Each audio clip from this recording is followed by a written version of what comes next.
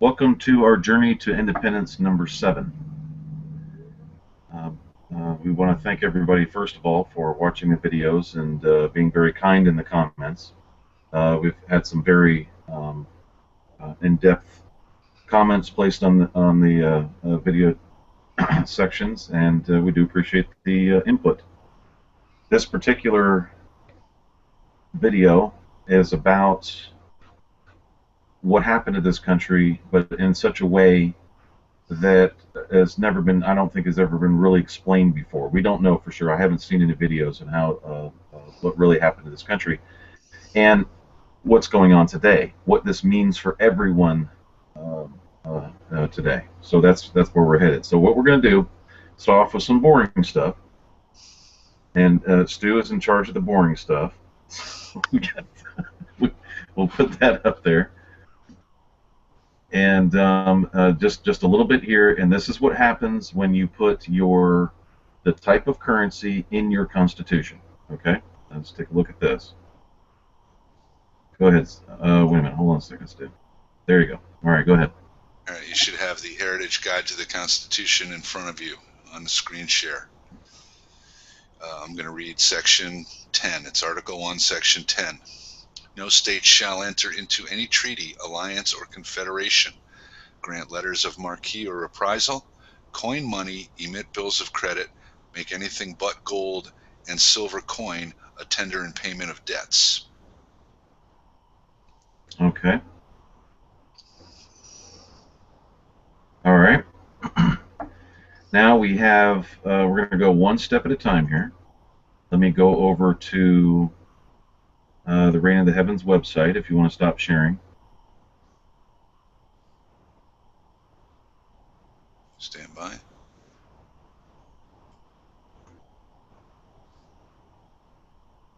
Okay.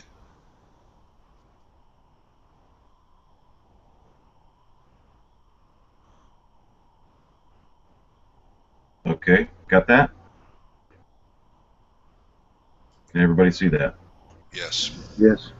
Okay. Now, this was the thing we were talking about when it dealt with national currencies and coins. And by the way, this one went crazy. And we did talk about this the other day on another video, but we didn't go through it on this particular angle. So what we wanted to show was this is what the national currency used to look like right here under the First National Bank of Scranton, okay, in Pennsylvania. And right at the top it would say national currency. Now there's a link to the particular website, which is right here, and it opens up to this link here. Let me know when that shows up, because sometimes there's a delay. Got it. Okay, backed by bonds deposited with the federal government, it said this kind of money says national currency on at the top center of the note. These notes were issued by banks who received a charter from the United States government allowing them to issue money. The government printing office printed these notes with the same design except for the name of the banks, signatures of the bank officers, and the charter number. National currency notes were made from 1863 to 1929. That's it. Okay, now what happened just after that was it went from national currency here to this currency here. Can everybody see that? Yep. It's shown up? Okay. Um, it went from there to Federal Reserve note. Now, if this was a privately owned business, and when the country went to Federal Reserve note from national currency, the country gave up its national currency.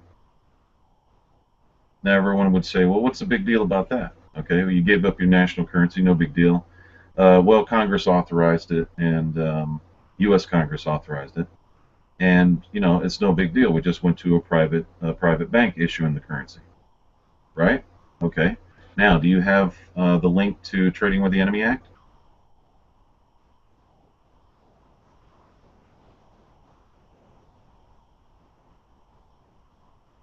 I do. Just one moment. All right, let me know. I'll go ahead and stop sharing. There you go. Okay, I'll go ahead and stop. All right, there you go. Now, when you go from when it says in your Constitution the particular type of currency that it only that okay, that Constitution is all, that's the type of currency that Constitution recognizes. Now understand, we're talking about the Constitution itself, the document itself. If it's not written in the document, it does not recognize anything else other than what's written in that document.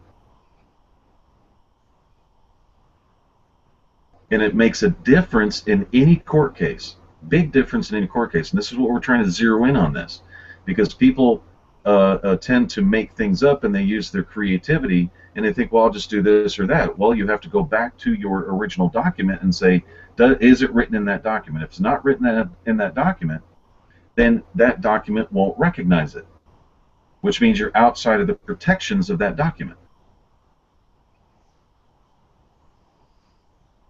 That's a big thing that people have to understand. And that's how technical things are in law and when you're dealing in court cases and things like that.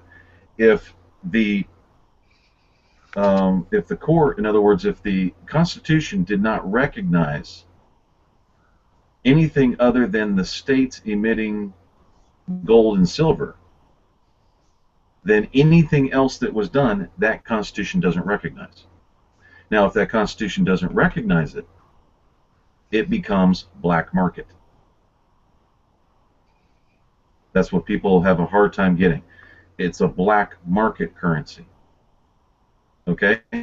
Now, this is what legally happened, or by law happened, when the currency left that Constitution, when it went to the Federal Reserve. No, go ahead. Okay, this is Trading with the Enemy Act. I'm going to scroll down just a little bit so I can read it to you. Kind of small print. This is where we're going to focus in on here and here. Chapter 106, an act to define, regulate, and punish trading with the enemy and for other purposes. Section 2C, such other individuals or body or class of individuals as may be natives, citizens, or subjects of any nation with which the United States is at war, other than citizens of the United States, wherever resident or wherever doing business, as the President, if he shall find the safety of the United States or the successful prosecution of the war shall so require, may by proclamation include within the term enemy. So at that point, they've defined the enemy as foreigners and foreign countries, excluding citizens of the United States. Section 5B, this lower section, fine, smaller print here, I'll read it also. Section 5B, that the President may investigate, regulate, or prohibit under such rules as he may prescribe by means of foreign exchange, export or earmarkings of gold or silver coin or bullion or currency, transfers of credit in any form other than credits relating to transactions to be executed wholly within the United States. Okay, and then underneath it, March 6th, I'm going to scroll down just a little bit more, this paragraph here, March 6th, 1933, President Roosevelt relied on Section 5B of the Trading of the Enemy Act as authority for his proclamation 2039, which closed all banks for 5 days. This was clearly a time of financial crisis, not of war, and hence not within the literal terms of the purposes of the Act. Importantly, the Act was amended so as to include every citizen and every transaction and any form of national emergency.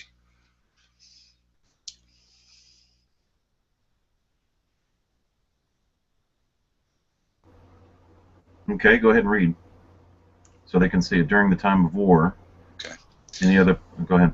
Yep. During time of war or any other period of national emergency declared by the President may, through any agency that he may designate or otherwise investigate, regulate, or prohibit, under such rules and regulations as he may prescribe, by means of licenses or otherwise, any transaction in foreign exchange, transfers of credit between or payments by banking institutions as defined by the President, and export, hoarding, melting, or earmarking of gold or silver coin or bullion or currency by any person within the United States or any place subject to the jurisdiction thereof.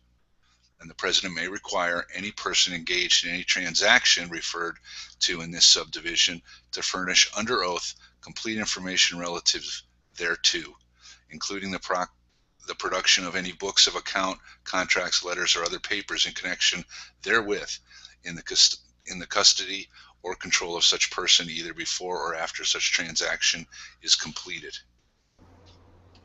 Okay, so it became any person, and the reason why it became any person is because the currency of the country disappeared. It was no longer a national currency.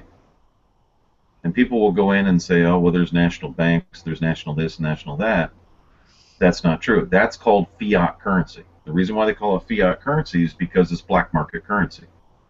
The United States itself, its document does not recognize that currency in any way, shape, or form. It's black market. The document itself. The Constitution itself cannot recognize that because it's not written in there.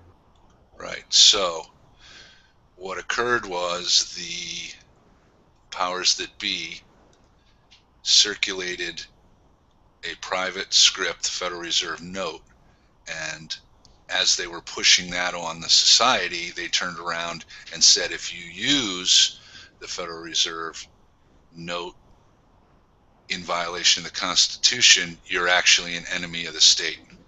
Yes. So they basically made everybody in society a criminal. And that's when the U.S. Constitution was completely shredded. Right at that point right there when the people gave it up. When they all started turning in their gold and silver and everything else, they shredded their own Constitution, and that the United States became their enemy. Right.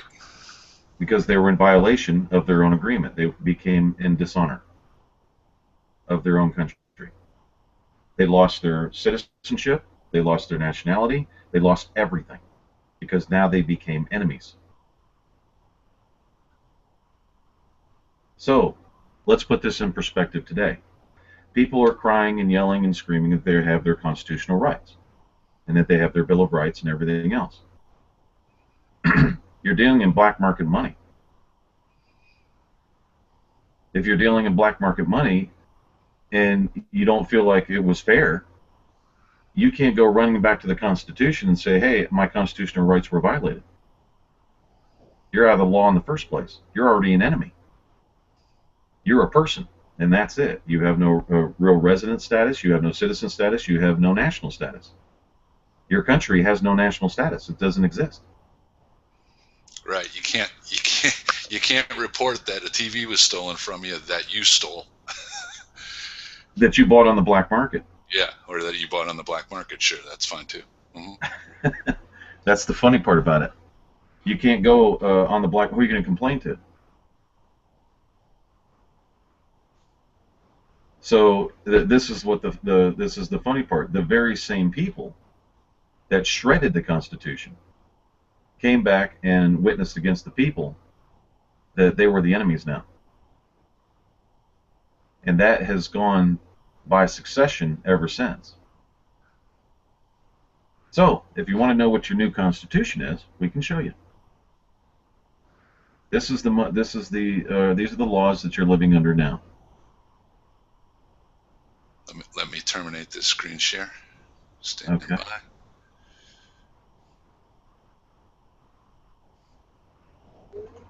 Okay, should be good. All right. Let me go ahead and share screens.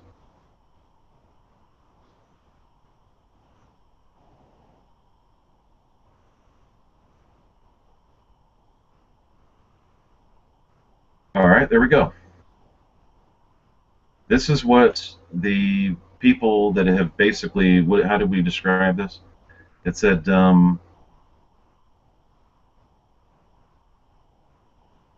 it says, the man revered by the same people that have been in Washington for years and have declared permanent residency in many different political offices.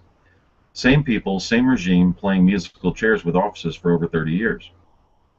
Here is what their playbook is, and what should allow people to recognize a Saul Alinsky follower immediately.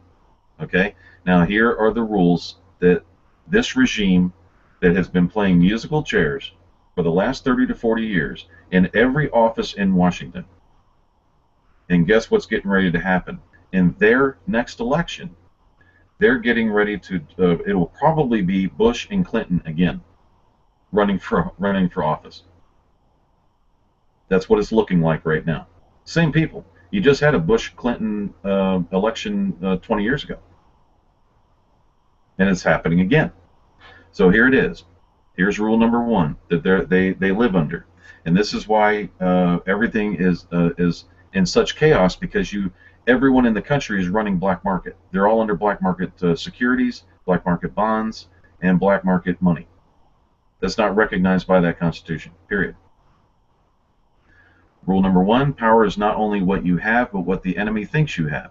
Power is derived from two main sources, money and people. Have-nots must build power from flesh and blood. These are two things of which there is plentiful supply. Government and corporations always have a difficult time appealing to people, and usually do so almost exclusively with economic arguments. So, how many people have gone through an election, and when you get a new, or basically another president in there, from the same group, by the way, all of a sudden everything's great. So everybody loves the guy. Okay, rule two, never go outside the expertise of your people. It results in confusion, fear, and retreat. Feeling secure adds to the backbone of anyone. Organizations under attack wonder why radicals don't address the real issues. This is why they avoid things with which they have no knowledge.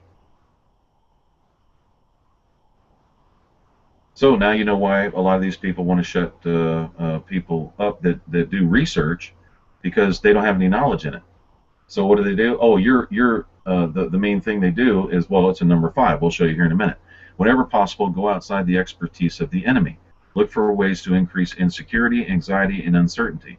This happens all the time. Watch how many organizations under attack are blindsided by seemingly irrelevant arguments that they are then focused or forced to address. Everybody lives like this all the time. Make the enemy live up to its own book of rules. If the rule is that every letter gets a reply, send 30,000 letters. You can kill them with this because no one can possibly obey all of their own rules. This is a serious rule. The besieged entities very credibly and credibility and reputation is at stake, because if activists catch it lying or not living up to its commitments, they can continue to chip away at the damage. Okay, and here's another one. Ridicule, man's most potent weapon. Ridicule is man's most potent weapon, sorry. There is no defense. It's irrational, it's infuriating. It also works as a key pressure point to force the enemy into concessions. Pretty crude, rude, and mean, huh? It says they want to create anger and fear. Here's number 6. A good tactic is one your people enjoy. They'll keep doing it without urging to come back to do more. They're doing their thing and will even suggest better ones. Radical activists, in this sense, are no different than any other human being. We all avoid unfun activities, but we revel at and enjoy the ones that work and bring results. Number 7, the tactic that drags too long becomes a drag. Don't become old news. Even radical activists get bored. So to keep them excited and involved, organizers are constantly coming up with the new tactics. And guys, this is why you're hearing something new and some kind of BS every day. It keeps going and going. There's always something new. There's always some kind of drama going on. That's what happens in the media all the time. Keep the pressure on. Never let up. Keep trying new things to keep the opposition off balance. As the opposition masters one approach, hit them from a flank with something new. Attack, attack, attack from all sides, never giving the reeling organization a chance to rest, regroup, recover, and re-strategize. Rule 9. The threat is usually more terrifying than the thing itself. Imagination and ego can dream up many more conscientious or consequences than any activist. Perception is reality. Large organizations always prepare a worst-case scenario, something that may be furthest from the activists' minds. The upshot is that the organization will expend enormous time and energy creating its own collective mind and mind the duress of conclusions. It says the possibilities can easily poison the mind and result in demoralization. If you push a negative hard enough, it will push through and become a positive. Listen to that. This is the kind of reasoning you're dealing with here. If you push a negative hard enough, it will push through and become a positive. Violence from the other side can win the public to your side because the public sympathizes with the underdog. Unions use this tactic. Peaceful, albeit loud, demonstrations during the heyday of unions in the early and mid-20th century incurred management's wrath, often in the form of violence, and eventually brought public sympathy to their side. The price of the successful attack is a constructive alternative. Never let the enemy score points because you're caught without a solution to the problem. Old saw, okay? If you're not a part of the solution, you're part of the problem. Activist organizations have an agenda, and their strategy is to hold a place at the table, to be given a forum to wield their power, so they have to have a compromise solution. Pick a target. That's Rule 12. Pick the target, freeze it, personalize it, and polarize it. Cut off the support network and isolate the target from sympathy. Go after people and not institutions. Go after people and not institutions. People hurt faster than institutions. This is cruel but very effective. Direct, personalized criticism and the ridicule works. So when you see someone being demonized, that's the most important part, because Rule 12 and Rule 5 are the same thing. Ridicule is man's most potent weapon. There is no defense. It's irrational. It's infuriating. Okay? So if what they do is they want to go after the opposition, so they go after individuals of that opposition. They isolate them. This is right out of their playbook. Lawyers do this all the time. Yes, sir. And the politicians do too. In fact, Hillary Clinton wrote a dissertation. She wrote a senior thesis from Wellesley on Saul Alinsky and these principles. And she's in power. This was the rave back in the '60s, and you know all those college folks are now of age of being in power. So it's being used. Yep. No question about it. There it is right there. Hillary Clinton and the left-wing organizer Saul Alinsky reveals new details about her relationship with the controversial Chicago activist and shed light on her early ideological development. Met with him several times in '68 while writing a Wellesley College thesis about his theory of community organizing.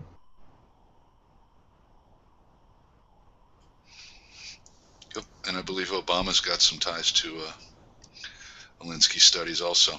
But you know, the reality is that they all have support people, and they do too. So, you know, that's what you've got. I think that's very insightful that you said that that's the new Constitution. It is, because they all follow it. Definitely the playbook, right? Yeah, that is the playbook, and when you see that all the time, that's all they're doing. That's all that everybody does, and that everybody talks about. Those people that sit there and talk about their Bill of Rights and Constitution, half of them have never even read it. They don't even know what it is. And you're dealing in black market money.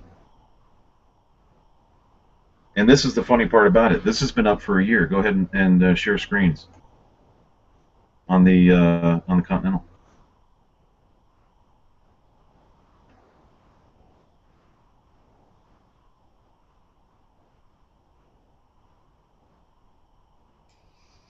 Stand by. Okay, the Continental dollar right here. Okay, if you want to bring it down just a little bit, you can go to continentaldollar.co. We have a digital currency and we have a paper version of it, and we're working on the coins. It's just the people, the American nationals, don't have the resources to make the coins right now. That's the only reason why we don't have them. But you can get digital continental dollars, which is the national currency. That was the original currency of the country.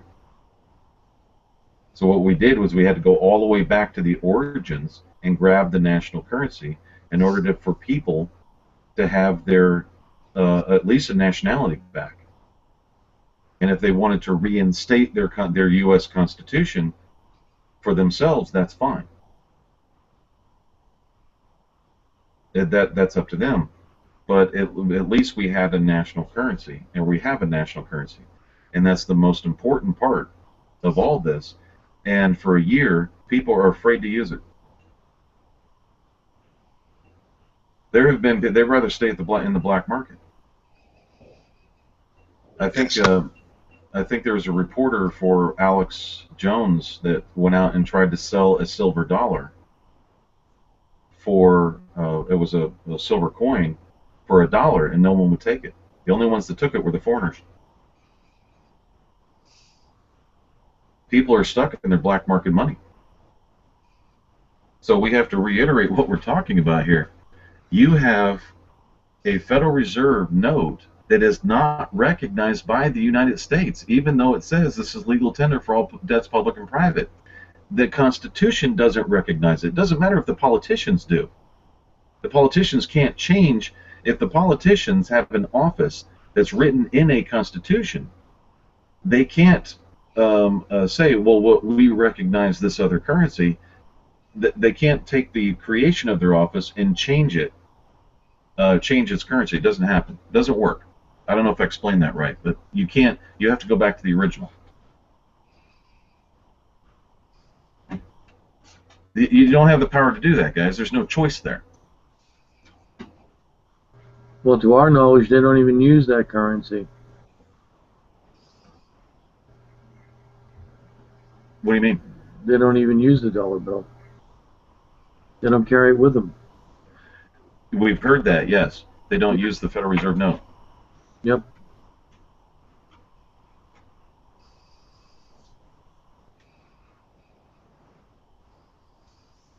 So why do you think they wouldn't want to get out of the black market currency? Because they don't realize it, or they're too afraid, or some other reason? Well, I think they are going to ask, well, what can you buy with a continental dollar? Haven't we got that question about 15 times? What can you buy with a continental dollar? You're right. We have nothing but black markets business going on here, and it's been so widely accepted. They put it on the news every day. Stocks are up. Stocks are down. Stocks are what? They're all in freaking black markets. That's a black market there. It's illegal according to that Constitution. Wow. That's messed up. Yeah, it is.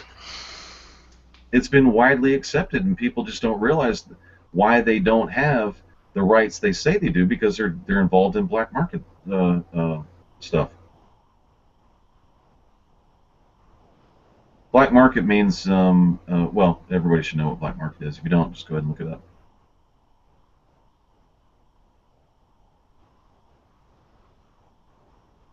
So the General Post Office in the United States of America, all that was brought forward to bring in a national currency, which was the continental dollar, so that people can get out of the black market system. Don't Right. try to fix that system. It's illegal. You can't fix an illegal system. It doesn't work. You were saying, Stu? I was just I'm somewhat shocked by the cunningness of the powers that be that would circulate a private currency and then turn around as they're pumping that out to the society and make laws saying that if you use this, you're an enemy. That's unbelievable. I mean, that is like the ultimate. That's like the ultimate scam. It's extremely arrogant. Yeah, they hid the crime right in plain sight. They did a criminal act back in '33 against their own country, and then turned around and blamed the people for it. Yeah. They do that now every day. Okay, now what does this mean, guys? There's no laws. Any of the laws that are passed, they're not. They have no legal force and effect. They have no force and effect of law. They were written under the black market. They're black market rules.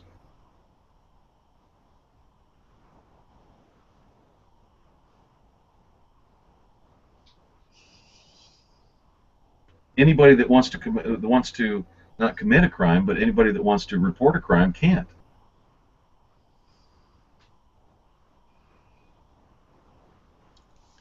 The Constitution was shredded in '33. Right. You have no flag. Period. You have no flag.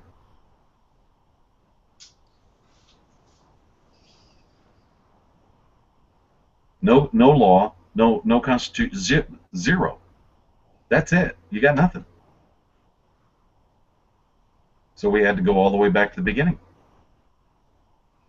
And people just don't believe it. They don't understand it. And I hopefully this particular video will get through to you to help you understand that the very regime that made you an enemy, they had to, so that you wouldn't bring the law back and prosecute them for what they're doing. Right. It's a criminal that's keeping you in bed with them. And it's genius how they do it. It's incredible. Did the same thing they did to Iraq as well? Yeah, did the same thing to Iraq. They stripped their nationality, took their currency, devalued the crap out of it, and said, look, you're free. Free, you have no law, you have nothing left. Great. Then put in a central bank up there using the Federal Reserve note over there as a U.S. dollar, which makes them enemies of their state too. Calling them petrodollars, yeah, and put in black market money over there. Completely tore the country apart. Not to mention that it's incredibly illegal within that Constitution for its president to go over and topple another president or topple another government. It's highly illegal to do that.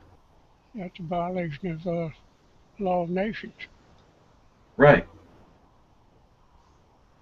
But everybody was cheering. Yeah, great. Yeah, let's go over there and liberate those people. You can't do that, but they did it, which shows you another reason why it is shredded. They just shredded the whole thing. And those 12 I call them 12 steps. They're rules. But the 12 steps to craziness, that's what I like to call it. That's what their book, and that's how they operate. That's the only law in the country right now, those 12 things. 12 rules.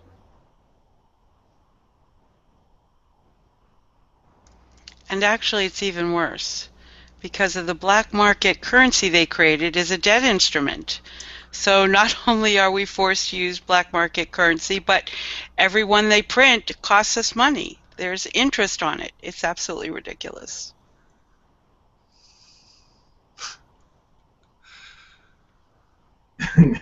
So they said there was one video a long time ago. They were talking about where I can't remember the name of it. The video, it might come to me in a minute. Where they were looking for the law that said that people that could pay taxes. Okay. That were required to pay taxes, and they couldn't find the law. Well, it's because you're in the black market. Really and truly, they've only got one law over there. And that law states there is no law. Pretty much. As I remember that correctly, though, there was a IRS challenge where they pay like $50,000 for any IRS agent that could find that law. Right.